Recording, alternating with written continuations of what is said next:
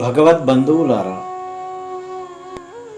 కృష్ణ భగవానుని కృపతో సహజకవి పోతనామాచ్య విరచితమైన శ్రీమద్ భాగవతాన్ని అభినవ పోతన ఆంధ్రశుకయోగి శ్రీ కన్యకృష్ణమూర్తి భాగవతార్ గారి కమ్మని మృదుమధురమైన గాత్రంతో తన్మయులమై భక్తి పారవశ్యంతో వింటున్నాం.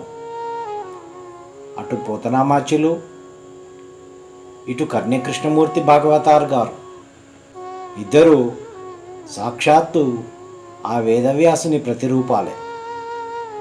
వారి కలం, వీరి కంఠం మనందరినీ భక్తి సంద్రంలో సుదూర తీరాల్లో విహరింపజేస్తాయి. శ్రీ కన్యకృష్ణమూర్తి భాగవతార్ గారి గాత్రం నుండి జాలువారి భక్తుల మదిలో కొలువై ఉన్న శ్రీమద్ భాగవతాన్ని చిరస్థాయిగా నిలిపేందుకు దానిని 23 భాగాలుగా విభజించి యూట్యూబ్లో ఉంచే బృహత్తర కార్యం నాకు లభించడం నా పూర్వజన్మ సుకృతం.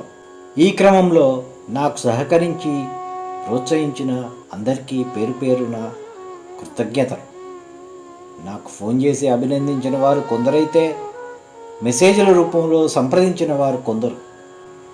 నాకు లభించిన ప్రోత్సాహంతో మీరు కోరిన విధంగా మొత్తం భాగవతాన్ని విభజించి కథల రూపంలో విభజించి మళ్ళీ యూట్యూబ్లో ఉంచడం జరిగింది. కొందరు భక్తులు కేవలం పాటలు మాత్రమే ఉంటే బాగుండన్నారు. అప్పుడు కేవలం పాటలే పెట్టాను. కొందరు పద్యాలు కావాలన్నారు. కేవలం పద్యాలు కూడా త్వరలో 10 పద్యాలు ఒక భాగంగా పెట్టబోతున్నాను. కొందరు భక్తులు 7 రోజులు నిష్ఠతో ఒక వ్రతంలాగా సప్తాహ రూపంలో భాగవత సప్తాహాన్ని తయారు చేసి పెట్టమని కోరుతున్నారు. త్వరలో అది కూడా మీ ముందుకు వస్తుంది.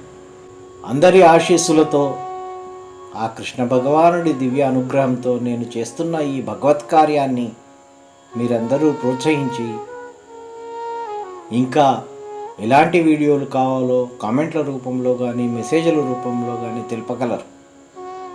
మన ఈ ఛానల్ను సబ్స్క్రైబ్ చేసుకొని మీ బంధువులను, దగ్గరి వారిని, మిత్రులను, మన చుట్టుపక్కల ఉన్న దేవాలయాల్లో ఉన్నటువంటి దైవ భక్తులను కూడా మన ఛానల్ను సబ్స్క్రైబ్ చేసుకునే విధంగా చూడగలరు. కన్యకృష్ణమూర్తి గారి గాత్రం నుంచి వెలువడినటువంటి ఈ భాగవత రసామృతాన్ని అందరూ గ్రోలే విధంగా చూడాలని కోరుతున్నాను. కలకాలం భగవంతుని నామస్మరణతో మన జీవితాలు ధన్యం కావాలని కోరుకుంటూ మీ శరత్.